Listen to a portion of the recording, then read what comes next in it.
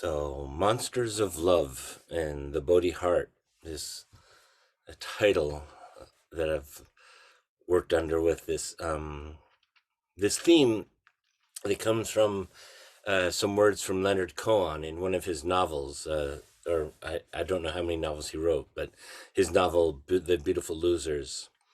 And the text that it contains asks about a saint, is talking about a saint. It says, "What is a saint?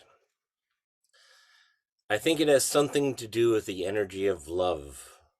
I do not think that a saint dissolves a chaos even for themselves, for there is something arrogant and warlike in the notion of a person setting the universe in order. It's a kind of balance that is their glory. They ride the drifts like an escaped ski.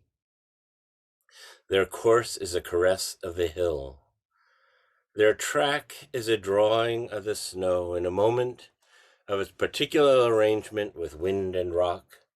Something in them so loves the world that they give themselves to the laws of gravity and chance. Far from flying with the angels, they trace, with the fidelity of a seismograph needle, the state of the solid, bloody landscape. The saint's house is dangerous and finite, but they are at home in the world. They can love the shape of human beings, the fine and twisted shapes of the heart.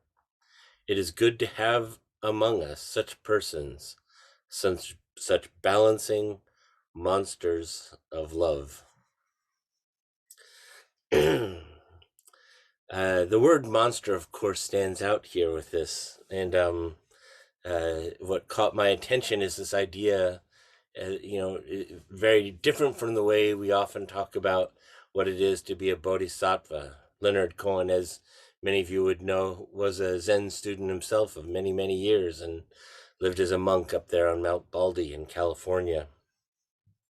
But this was written, I believe, or much earlier than that in his life. And he's considering this idea of what it is to be a monster of love.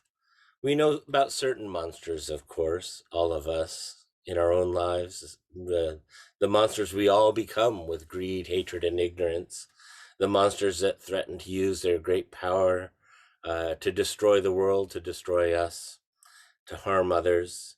Monsters, though, is a word we use for something that's outside of normality, something that is different, something that often we call something a monster if we have not yet named it or learned to relate to it or brought it into community with us.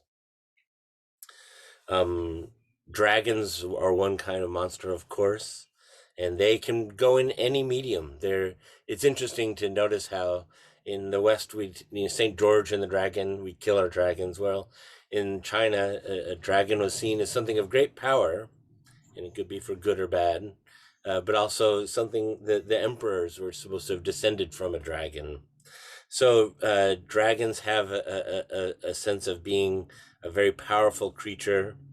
They can swim under the waters, they can fly, they can tramp on land, they can live under a mountain and sleep for thousands of years.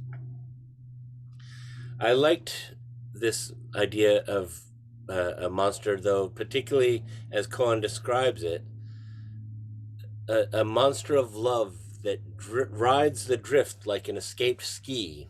I don't know how many of you may have skied before, but when you lose a ski and that ski goes slaloming down the hill in front of you, and just rides the waves of the landscape as it goes, and eventually, hopefully, crashes into a tree. Their course is a caress of the hill. Their track is a drawing of the snow in a moment of its particular arrangement with wind and rock. I like this sense that this monster of love is one that is this following the landscape, is one that it isn't an agent upon the landscape, but is with the landscape. That is a very appealing notion to me in terms of what it is to be a bodhisattva, someone who follows the landscape of what is happening, who is not there to impose their will upon what is happening, but is there uh, to to be with what is, to be ultimately realistic about our lives. This word intimacy is an important word for us in Zen. You know, you can tell a lot about a group of people if they have 100 words for a certain thing. That these are people who have really taken time to distinguish all the different permutations of that thing. So the Inuit people, the so-called Eskimos, have 100 words for snow, right? Um, Look how many words we have for realization, intimacy, awakening, and so forth. But Fayen has a beautiful phrase that he used when he first experienced what it was to become intimate, when he first awoke. He wrote, "Suddenly I experienced for myself the fresh breeze that rises up when the burden is laid down, that moment of intimacy, experiencing for himself the fresh breeze that rises up. No one can tell you about that. He had to experience for himself. That's intimacy." And so when we're talking about monsters of love, this is the intimacy, being willing to be intimate with what is a key part of it.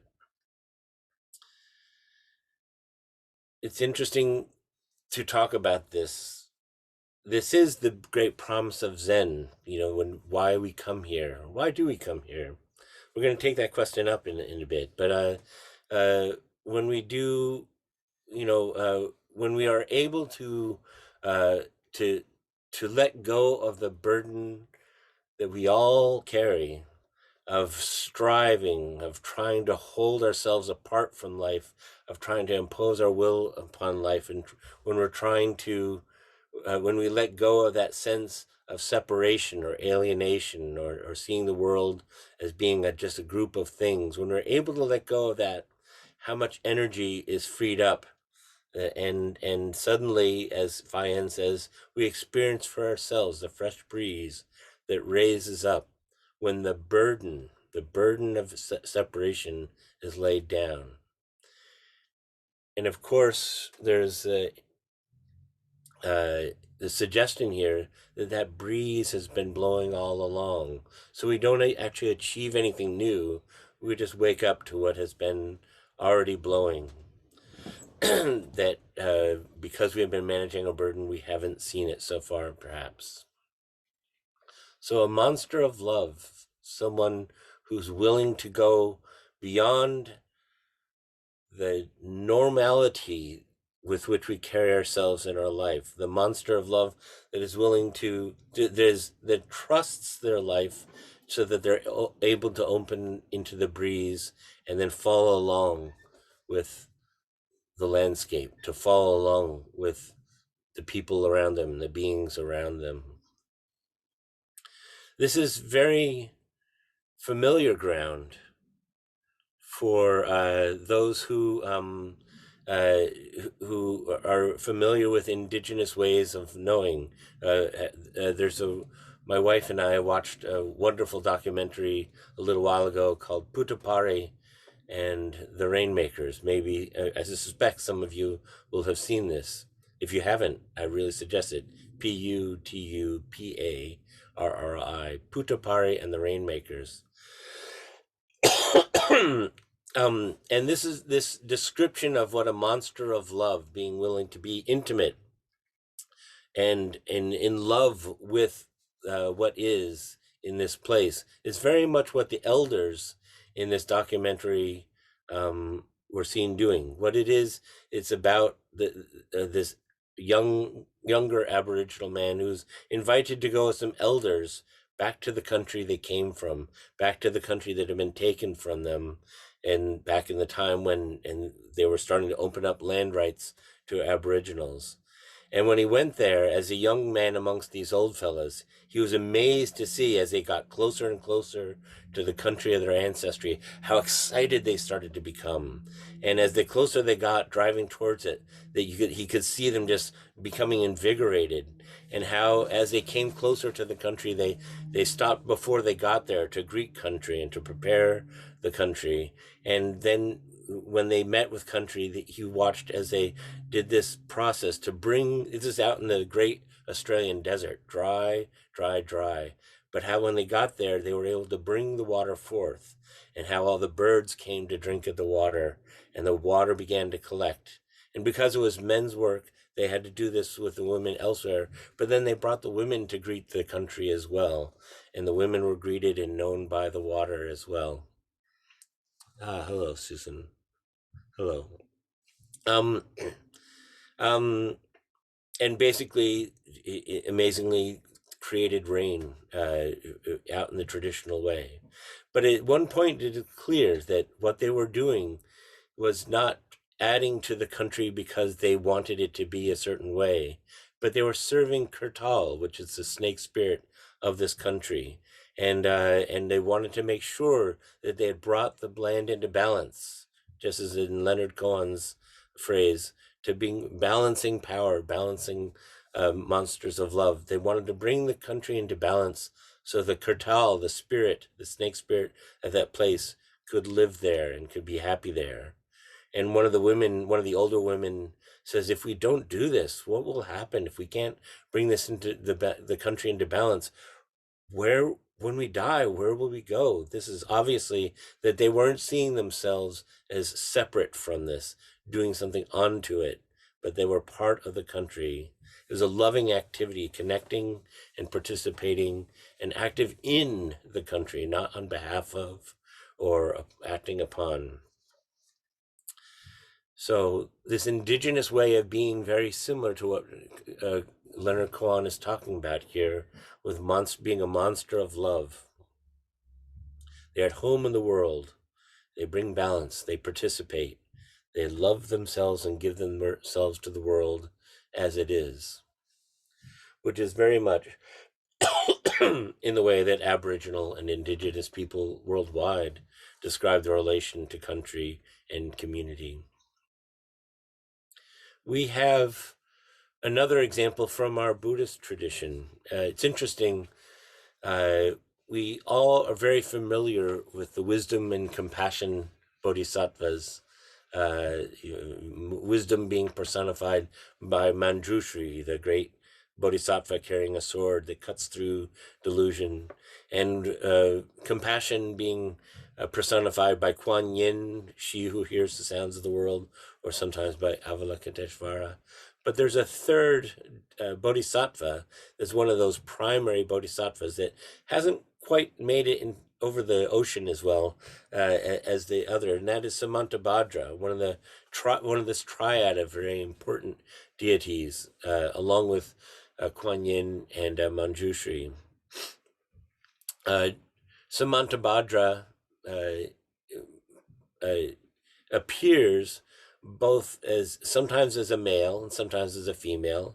As a male, he shows up as a general with full regalia, and as a female, he shows up as a courtesan. But both of them are very powerful, active personifications. Both of them are always appear riding on an elephant, and the largest, the elephant, of course, personifying the largest animal in the jungle, carrying and breaking through any obstruction through activity. Our 10 precept vows that we take, if we do Kai or if we do the precept ceremonies, our 10 precept vows are based on Samantabhadra's vows to save all beings and to avoid, to not kill, not steal, and so forth. But the active part of Samantabhadra is the Bodhi heart that he or she possesses, the Bodhi heart out of which love flows naturally into action. Whenever we have a sense of acting without choosing to, or when tireless activity arises just because we're in love with what we are doing, that is a personification or embodiment of Samantabhadra. This the source of tireless and wise activity, when not withdrawing, not sitting at a distance, but engaging with what needs to be done. This is the Bodhi heart, the flowing out of the Bodhi heart. It's also very much a part of Samantabhadra is the idea that this happens in a big view. This is the biggest view that we can take at any given moment, and this activity arises out of it. It's interesting though, compassion and wisdom certainly are the fundamentals of our practice, but on their own they are sterile. Nothing happens, not that we are looking for any particular accomplishment, but nothing happens with only wisdom and compassion. Samantabhadra completes the other two, pointing of an aspect of awakening that arises when action springs up naturally. um we any of you that have been parents know this naturally, that when we hear the baby cry in the middle of the night, we just roll up and uh, go over and take the baby up and see what needs to be done for that. I remember walking to work one day, and I was passing by a mother with 3 or 4 children all asking for lunch money, and I lost my homework, whatever it is, and there's a little tiny baby about less than 1 years old standing up in the carriage that you've been carrying, stood up and promptly fell out of the carriage, and I was there, and just immediately the baby was in my arms. I caught the baby before it landed and just put it back in the carriage. The mother looked at me like I was a bit of a creep, but that's just the action of Samantabhadra. We don't choose it. It doesn't have to happen because of choice or acting upon it. It just happens. We just flow with what happens. Excuse me. So Samantabhadra, seeing yourself, very similar to what we talked about with Puttapari and Kurtal, seeing yourself in the country, not outside of it, seeing that baby as your responsibility, as your own self falling out of that carriage. We just act from that place of intimacy, from that place of connection, from that place of being a monster of love. This Bodhi heart, the very much, this word heart, for to start with, is very much a part of the word courage. The word kuer in courage means heart in French, but it's a type of heart that loves for no reason. It's not a romantic love. It's not a love of out of enjoyment. We love. We act not to be useful or to achieve great value, but loving with no need for return. We just act because we are part of this. The Bodhi heart has no reasons, no personal will. We are not even, it's not even that much of an expert in anything. There's just the love without any need for any outcome or for any sense of recognition. Just it happens. And this is where, when our practice comes from this place, it can throw a very different light on the nature of practice. It's interesting. I do a lot of orientations with new people to Zen, and I always ask, what brings you here? Why in the world would you come out and do something like this? And there's all sorts of reasons. Quite a bit of the time, people just want to be a little bit saner, or want to learn how to not not yell so much, or they want to feel some peace in their life, and that's wonderful. To break that chain of distraction, that chain of suffering that we feel and we often will pass on to others. To break that chain is a wonderful and noble thing to do. Um, uh, and we can tend to think of our practice in that way, as a set of practices that manage our emotions, that help us to make our way in a fearful world, or that we can withdraw into and sort of be impervious in some way to the difficulties of life. That perception can come up all the time, but the Bodhi heart, when we act when we practice with that sense of the Bodhi heart, um, uh, all we have we make our way towards the great view of that's not strength, it's not cleverness, but a mind that is in the midst of the beauty of the world, that is in the midst of the suffering of the world, that does not see any distinction between the great joy of practice and being able to hold grief at the same time. That mind that gives itself over into whatever is coming up, including fear, including anger, including suffering of all sorts, and at the same time remains clearly in the biggest view possible. I remember hearing from a man who had spent some time, 14 years, he spent in prison back in the United States. And he described a very transformational moment. He had been in solitary confinement for quite a while. And he said, in solitary confinement is very much a definition of hell in many ways. The guards don't want to be there. And so they take out their frustration on the prisoners. And the prisoners don't want to be there. So they take their frustrations out on the guards. And everybody's just snarling and looking for ways to make each other miserable. And into this pod came this one man.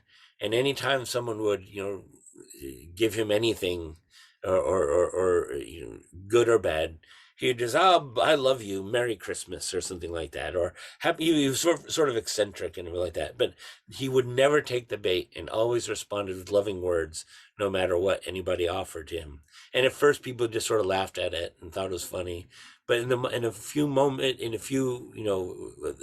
of the weeks that he was in there, this one man coming in like that, he noticed how it changed and transformed the whole nature of the relationships inside the pod, that everybody was able to start to move past their own anger and feelings of suffering towards something that was much more in line with being a monster of love. Just silly things like saying Merry Christmas every time someone offered him something that wasn't less than pleasant. And it's when we talk about waking up like this, when we talk about intimacy, the intimacy that comes with practice, and when we talk about this in terms of intimacy, when we practice with the Bodhi heart, it's not that we achieve any special wisdom above the world, but the world fills the frame with us. That it's not that we are like a web where we are connected to all these other things, but it's much more intimate than that. You and I permeate each other. That my life is not different than your life. You and I feel the same pain. I feel your pain, you feel mine. And logic and reason won't take us to this place. Striving for a sense of escape won't take us to this place. We really need to, like that ski slaloming down the hill, we need to follow the landscape of what is happening at any given moment. There's a wonderful story from our tradition of a Zen teacher named Huang Bo. If you haven't come across Huang Bo, he was a very, very big man. It's sometimes estimated he might have been 7 feet tall, bigger than me, bigger than Ross. And then to top it off, he had a very big protruding bump in his forehead that was called the Great Pearl, and like a unicorn bump. And he carried himself very tall, very strong, and very sternly. Wasn't a smiley type of person. And so one day he comes into the monastery, in the meditation hall. He's a teacher there, and there's a great assembly of monks there. And the first thing he says, "What are you looking for here?" It's a very important question. We are running a Hobart Zen group. Needs to ask this question: What are you looking for here? And what you were looking for here in this place? So then he picked up, and nobody said anything. So picked up his stick, and he tried to drive them all out of the hall, chase them around the hall. And we can't really do this because I'm on Zoom. But if you can sort of like look at the person next to you, or if you're in the room, and shake your fist at them, "What are you doing here?" and try and chase them away. you'll notice that uh, how great courage you all are showing for staying here. But they didn't leave. And perhaps they were full of courage, or perhaps they were very just curious about what he was going to do next. So we went back up to the front of the hall and said, "You are all slurpers of dregs." And by dregs, he means when you make beer, you have the leftover stuff that they use to make Vegemite or feed the cattle or whatever. "You are all slurpers of dregs, the leftovers. If you go out into the world saying that you are seeking the way, people will just laugh at you. You follow around where other people gather, and it's just a bunch of hooey." I don't think he said the word hooey. I'm not translating the Chinese very well. But uh, when we talk about waking up and seeing this others fill the frame with us, it's not a kind of thing where we can follow the instructions, where we can go around looking for ways, that their ancestors have talked about. We have to find what is the thing that's not the slurpers of dregs. So people who come to Hobart or come to Zen looking for instructions or for words from the ancestors, that's great and everything like that, but that's not the Bodhi heart. The Bodhi heart is that which is immediate, which is experienced, which is in line with life as it is. And often it's quite outrageous. Yeah, I'm looking at the time and I'm where we've been sitting for a while. If you're okay, I'm just like to finish a few more thoughts before we move to the next stage. Is that all right for people to sit a little bit longer? So Huang Bo was chastising them for being slurpers of dregs, and he says, "When I was traveling on pilgrimage and came upon some fellow working under a teacher, he calls it beneath the grassroots, I'd hammer him on top of the head and see if he understood pain." So immediacy, such a brutal way of talking about it, but anyway, the story of Zen, if there can be such a story, is just like this. It's of people disrupting wherever people seem to have found a place to rest or to claim authority or to claim certainty in some way. And in this case, this idea of a monster of love, someone who's willing to disrupt the complacency of simply looking for easy answers. That is what Zen has done again and again and again, both in the Tang Dynasty, when a group of people started saying, instead of sitting around looking for easy answers about the afterlife and nirvana, we're going to see where is nirvana right here, right now. Not freedom from the troubles we're facing, but freedom in the midst of these troubles. We're going to stay with this and stay and find what is alive in this place. Huang Bo went on, "You should show a little spirit. You should meet the day today. Do you know that today, in all the great Tang Dynasty of China, there are no Zen teachers?" It's easy to see why the name given to him after death was Zen Master Removal of Limits. "Hold on," said one of the students. So we had to continue the story. "We have lots of people around here who preach and train monks. Who are they? What gives for that?" And that's one of the questions we can take up with this koan. Disrupting the status quo of weak practice for what is in a flowing and emergent world is one of the things, though, that the Bodhi heart does as a monster of love. We have seen a lot of fragmentation in how we think, and making sense is difficult. But when we practice in a way that's protecting what is simple, what is easy, instead of and from a distance, here's the opportunity for it to take up the practice of the Bodhi heart. And this is what we see right now. as we, with, Susan, Joanna Macy, any number of our current teachers say that one person's practice is part of all practices, and that being a monster of love in this case is an act of embracing the whole catastrophe of diving in again and again, and riding the landscape like a ski, a lost ski following down. I'll just before we take the break, I'll just read that phrase of the poem, and then when we come back, I'd like to look at this through some koans that take some of the parts of this out, and we can work these together. I do not think that a saint dissolves a chaos even for themselves, for there's something arrogant and warlike in the notion of a person setting the universe in order. It is a kind of balance that is their glory. They ride the drifts like an escaped ski. Their course is a caress of the ill. Their track is a drawing of the snow in a moment of its particular arrangement with wind and rock. Something in them so loves the world that they give themselves over to the laws of gravity and chance.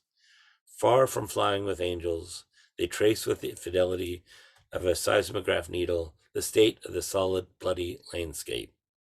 It is good to have among us such persons, such balancing monsters of love.